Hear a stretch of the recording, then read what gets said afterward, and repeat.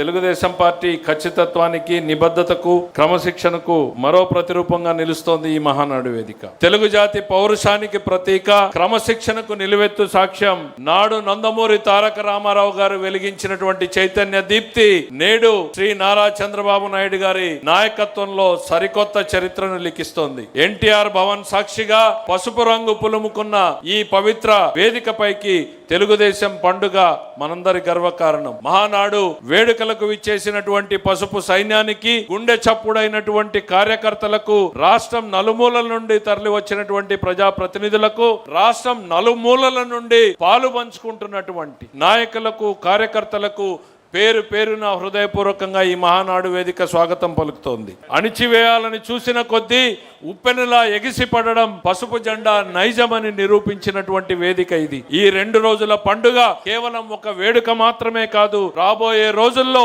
తెలుగు వారి ఉజ్వల భవిష్యత్తు కోసం, రాబోయే తరాల ప్రయోజనాల కోసం చేసే సరికొత్త శపథం చేసే విజయ గర్జన ఇది.